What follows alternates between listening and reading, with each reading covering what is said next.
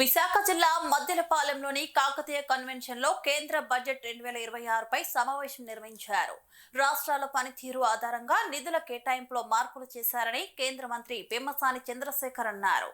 జీడీపీలో రాష్ట్ర సహకారం, జనాభా నియంత్రణ పనితీరు ఆధారంగా రాష్ట్రాలకు ఎక్కువ నిధులు పొందే అవకాశం కల్పించారని చెప్పారు.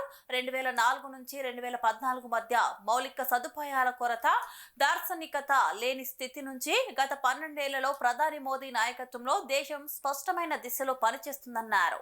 గత బడ్జెట్ కు మధ్య కేంద్ర ప్రభుత్వం 365 సంస్కరణలను అమలు చేసిందని వెల్లడించారు.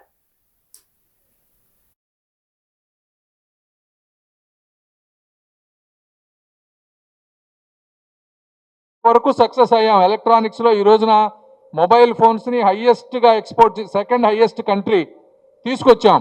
అయితే ఇప్పుడు ఆ సెల్ ఫోన్ లో పెట్టే కాంపోనెంట్స్ ని కూడా ఇక్కడే మ్యానుఫ్యాక్చర్ చేయాలనేటువంటి ఉద్దేశంతో దానికి 40,000 కోట్ల రూపాయలు బడ్జెట్ లో పొందుపరిచారు.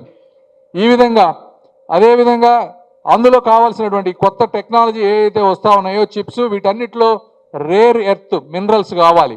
ఈరోజు చైనా కానీ ఇంకొకళ్ళు కానీ ఆ రేర్ ఎర్త్ మినరల్స్ సమృద్ధిగా ఉండటం వల్ల ఎవ్వరు ఏమి చేయలేనటువంటి పరిస్థితి. కాబట్టి అలాంటివి మన దగ్గర ఉన్న వాటిని కూడా మనం మైనింగ్ చేసి బయటకు తీసుకొస్తే ఆత్మనిర్భర్ భారత్ అంటే మన కాళ్ళ మీద మనం నిలబడే విధంగా చేయాలని చెప్పి దానికి ఒక స్కీమ్ తీసుకొచ్చారు. అదేవిధంగా మన భారతదేశ సంపద అయినటువంటి టెక్స్టైల్ సెక్టార్ ఒకప్పుడు 200-300 సంవత్సరాల క్రితం భారతదేశం 25% జీడిపి ప్రపంచానికి ఇచ్చినటువంటి పరిస్థితి. ఎందుకు వచ్చినాయి ఆ రోజు మన టెక్స్టైల్ ఇండస్ట్రీ అద్భుతంగా ఉంది. అయితే ఈరోజు పక్కన ఉన్నటువంటి కంట్రీస్తో కాంపిటీషన్ తగ్గిపోవటం వల్ల, సెక్టార్స్ అన్ని కుంగిపోవటం వల్ల ఇబ్బంది పడుతున్నాం. కాబట్టి ఏ విధంగా అయితే ఏ సెక్టార్స్ నష్టపోయాయో అటువంటి సెక్టార్స్ని దాదాపు 200 లెగసీ ఇండస్ట్రియల్ సెక్టార్స్ని, టెక్స్టైల్స్ని అన్నిటిని కూడా మళ్ళీ మనం ముందుకు తీసుకొచ్చి భారతదేశం ఏ విధంగా ఒకప్పుడు అద్భుతంగా ఉందో మళ్ళీ ఈరోజు ముందు అలా తీసుకురావాలనే ఉద్దేశం.